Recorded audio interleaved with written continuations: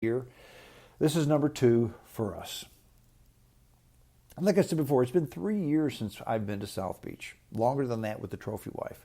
And South Beach, for those of you that have been here or perhaps have listened to my description, South Beach is the land of beautiful people.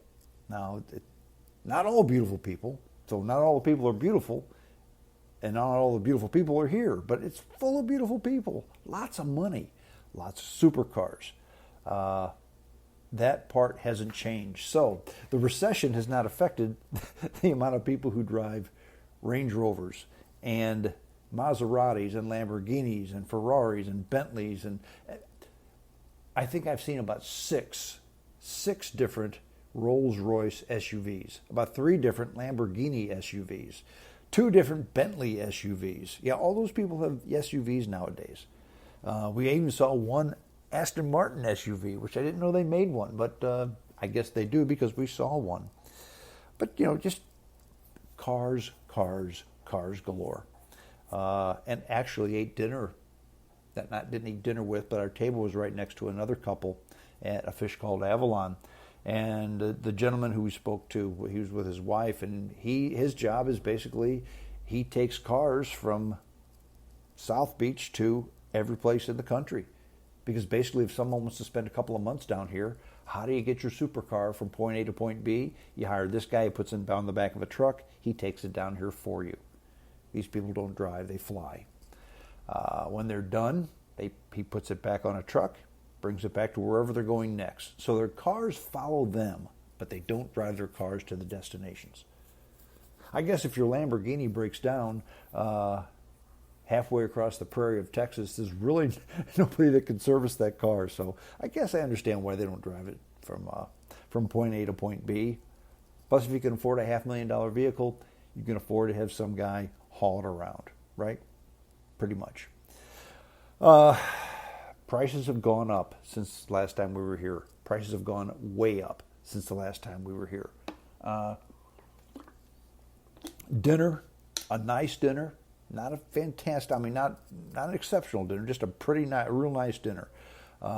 Expect to spend $100, and that's without alcohol. Okay, rooms down here, anywhere from $300 to $600 a night for the nice hotels. Luckily, I had Hilton points, so I didn't have to pay for the room out of my pocket. I paid for it with points. Transportation. I told you about the taxi driver ripping me off. You see almost no taxis down here anymore, and I can kind of understand why. If they're more expensive than the Ubers, they're more inconvenient than the Ubers, and the drivers attempt to rip you off, why would you want to go with them? Taxis are going by the wayside of the dodo bird. But the weather's been wonderful. Beautiful weather, sunny, mid-80s every day. Just basically, we get up and after breakfast, by 9:30, 10 o'clock, we're at the pool.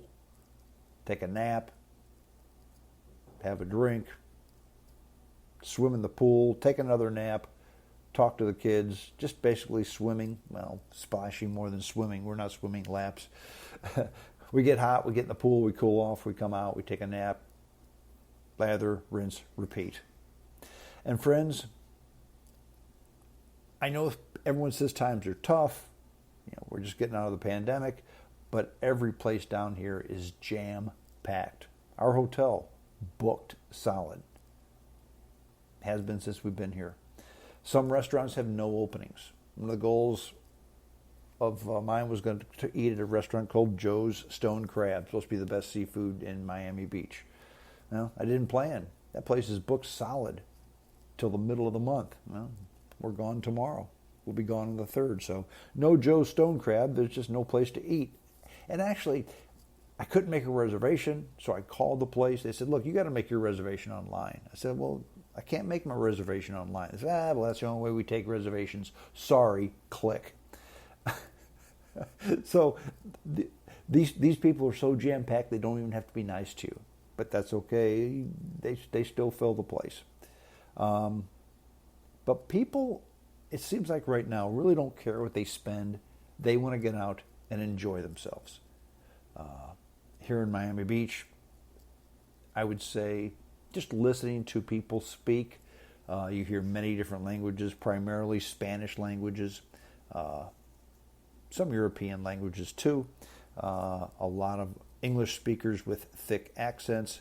So it's just not Americans coming down here, or it's just not people from the Midwest, although there are a lot of people from the Midwest and the Northeast coming down here to enjoy the warm weather, to get away from wintertime. But a lot of people from a lot of other places, and these people have dough. You can tell just by the way they dress, by the way they speak, by the things they do. These people have some money. So I'm glad I can do this. I'm really glad I can do this. I'm very fortunate. I'm very blessed that I have a job that enables me to take advantage of this type of opportunity. Remember what the strong man says: the vacation of a lifetime, 3 times a year. That needs to be your goal. So far, this is the second one of the year for me. Number 3, not planned yet, but you can be rest assured we will take it.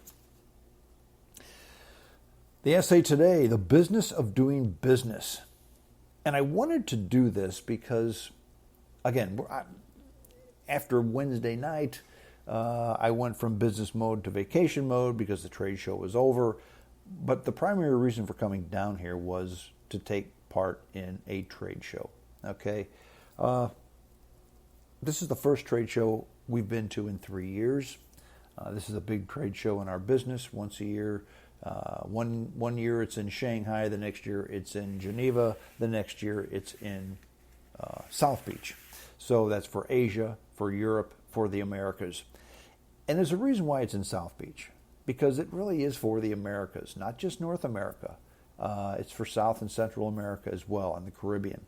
A big contingent of especially South American companies come to this trade show, and Canadian companies as well. That's why it's smack dab in the middle of North America and South America, a place where everybody wants to come in late March, where it's nice and warm, Miami Beach.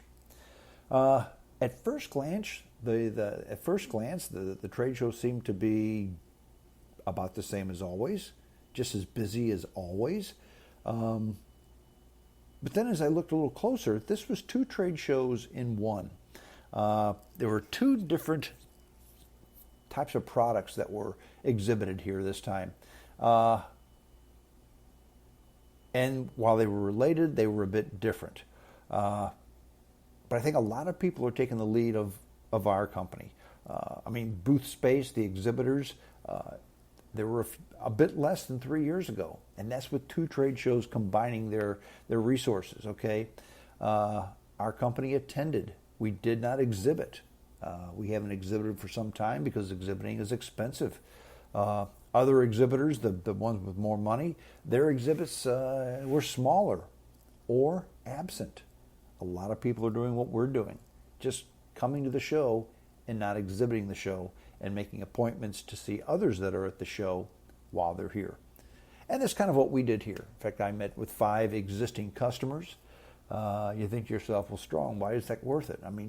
So you saw 5 customers at a stupid trade show. You came to Miami Beach to see 5 people. You do that during the week if you go out to see people. Well, yeah, but these 5 customers were from Idaho, Ohio, New Jersey, Northern Illinois, and the Republic of South Africa. For me to have seen all 5 of those customers, I'd had a globe hop all over the place. And some of those customers are in places that really, they're so far away that I wouldn't go there. I'm not going to go to Idaho just to see a guy. I'm not going to go to South Africa just to see a guy. It's too far. It's too time consuming. But they were here anyway, so I met with them. And I also met with other potential customers we don't currently sell to, but hope to in the future. But my report on trade shows, they're waning. They're not going away, but they're certainly not what they used to be. And they've been waning for quite some time. I started going to trade shows in the 1980s, and I would say that they were a mere shadow of what they used to be. It used to be if somebody wanted to see your machinery, they had to come to a trade show. Anymore, you look online, you can see 90% of the machinery that you need to see. Okay? Bang for the buck may not be there for trade shows anymore. You can do the Zoom calls. You can do social media. I'm not talking about Facebook. I'm talking about business social media. I'm talking about,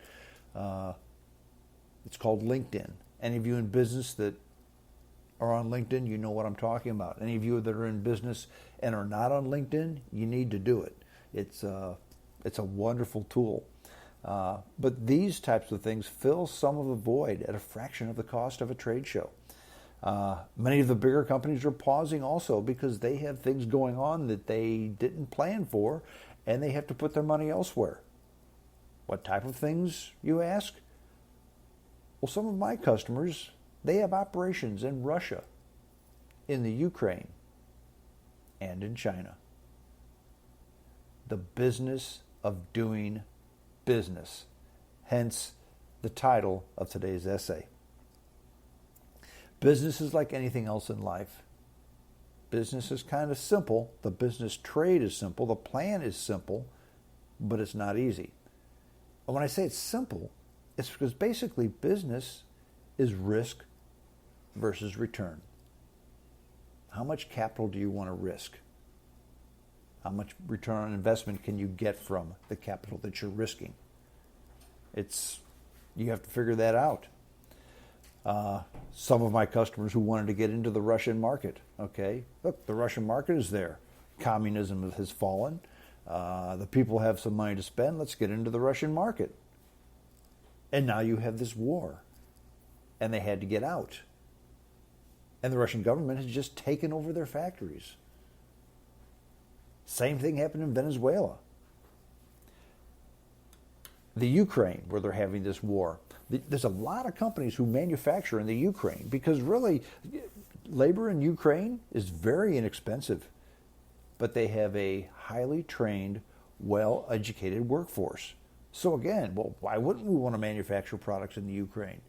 A well-educated, highly trained workforce, we don't have to pay them a whole lot of money. There's only one problem. Factories don't hold up well to missiles and cannon fire.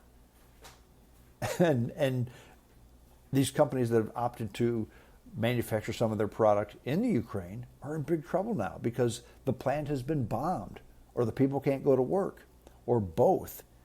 And that leaves a huge gaping hole in their supply chain. We've had trouble with automobiles for quite some time because of the chip shortage. Folks, most European manufacturers get at least a few, if not a lot, of car parts from the Ukraine. And let's say we just get a couple of car parts. The Audi dealer, the Audi manufacturer, Volkswagen, Audi, they only get a few car parts from the Ukraine. The only thing they get from the Ukraine are alternators and voltage regulators. That's all. Well, you can't run a car with that. If that's the only place they get them, and the factory's been bombed, it's going to be a long time before you can get a VW. Risk versus return. And what about these companies who did business in China? Well, you say to yourself, well, there's nothing going on in China right now. Remember back to the Olympics. Remember back when basically these Chinese Olympics, because of the human rights violations with the Uyghurs in, northwestern China, most heads of state boycotted the Olympics. Not the athletes themselves, but the heads of state attending. But who was the one head of state that didn't boycott? Who was the one head of state that attended the Chinese Olympics? Vladimir Putin. He was the guest of honor of President Xi. As soon as the Olympics were done, he invaded Ukraine. Don't think for a moment that President Xi is looking at what Putin is doing in the Ukraine and thinking, you know what? If this works for him and the West does nothing, we're just going to take Taiwan. How much business is being done in Taiwan? How much business is being done in China? If China takes over Taiwan, will the West put sanctions on China like the West put sanctions on Russia? Again, it's hard to tell. Risk versus return. Get into the Chinese market. manufacture in China. But if you have troubles, buyer beware.